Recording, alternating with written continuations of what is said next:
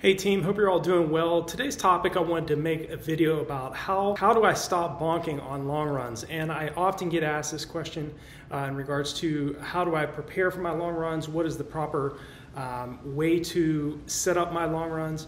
And the bottom line is, if you're new to the RunDreamAchieve philosophy, the way I've done my long runs, and I've always stated this in my videos, that the long run is without a doubt the most difficult workout that I did over the years, preparing for my track races, for my road races, and especially for my marathon races. And this style of doing these varied pace long runs that I talk about is what makes the long run so difficult. And I have had a lot of athletes over the years reach out to me stating that they're bonking in their long runs, they're really having a difficult time doing these types of workouts. And I always state, make sure that you alternate doing a very hard long run, varied pace. You're changing up the intensities of your mileage, of your kilometers during the long run, but always make sure that you're doing the following week's long run at an easy, relaxed jog. That's the reason why I always tell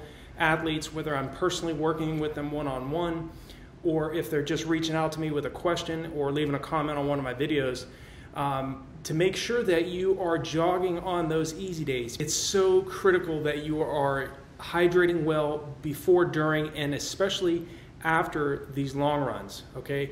Bonking or just running out of energy, running out of glycogen, running out of glucose can be, for a variety of different reasons that happens. One of the biggest reasons is we don't hydrate well enough during our long run workouts, okay?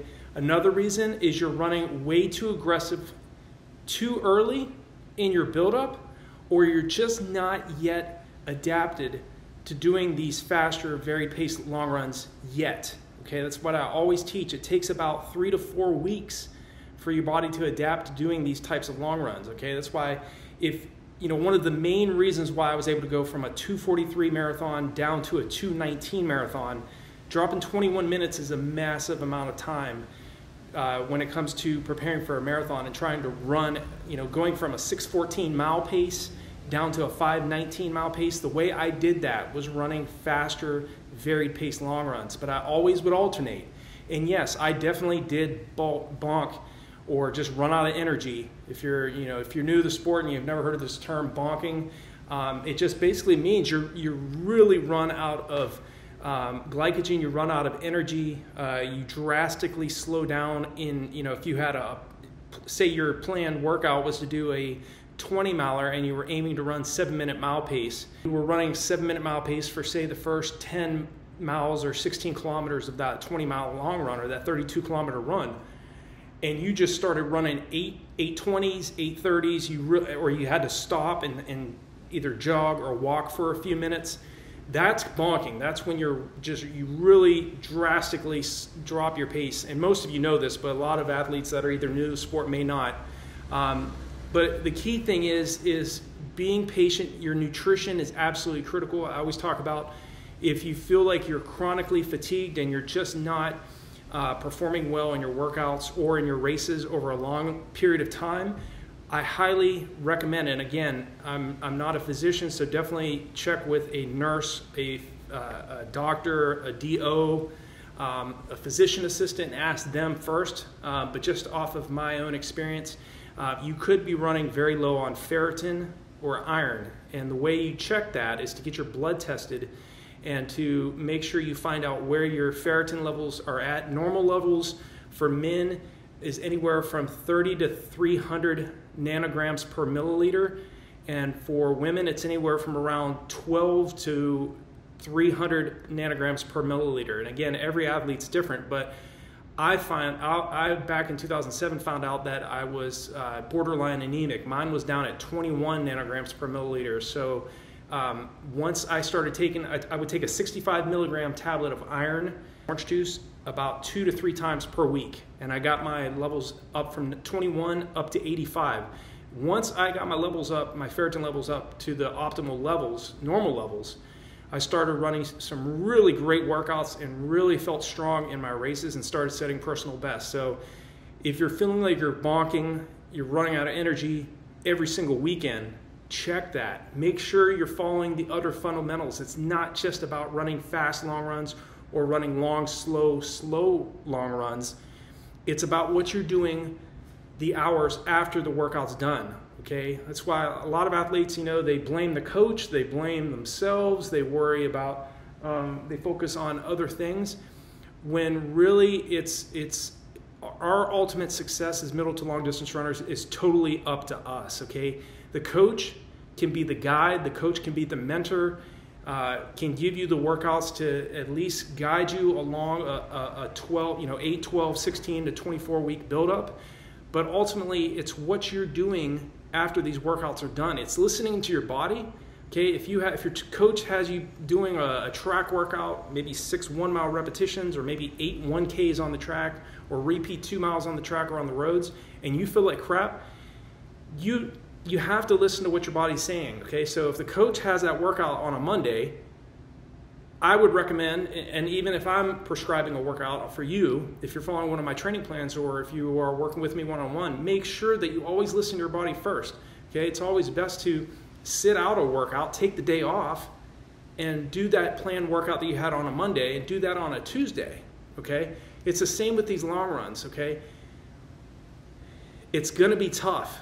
You're not just going to adapt to running fast over a long period of time in a matter of a week or two. Okay, you need to be thinking long term. So don't get impatient. Okay, this is I was impatient over the years. You know, I wanted quick results myself, but it takes maturity. It takes many years of trial and error to finally get to a point where you run that optimal race. You taper down. You followed a 10-day taper rather than dropping your mileage and your volume and intensity 3 weeks out from your main race. That's really key too. And I always emphasize that too. Don't start dropping your volume and intensity too far out from your main event. Okay? In regards to the long run and bonking, make sure you're hydrating well during these long runs. I would drop my water bottles or gel packs. I would practice finding out how much fluid my stomach could take during long periods of running at very fast paces, extremely fast paces, and extremely slow jog paces for long periods of time.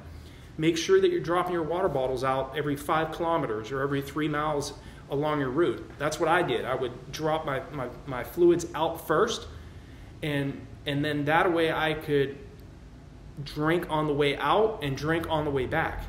Continue to practice hydrating well, okay? If you're coming back from your long runs and you're totally soaked in salt, you're dehydrated, okay? So even during these long runs, make sure you're hydrating well, but you need to be drinking and you need to have a snack, maybe a power bar, Cliff Bar in you within 30 minutes of finishing that long run. I would always have some fruit. I would always have Cliff Bars and just devour those things in a matter of minutes after finishing a long run. Make sure you stretch well and decompress. Okay, remember, this is just running. Don't take it so seriously, okay?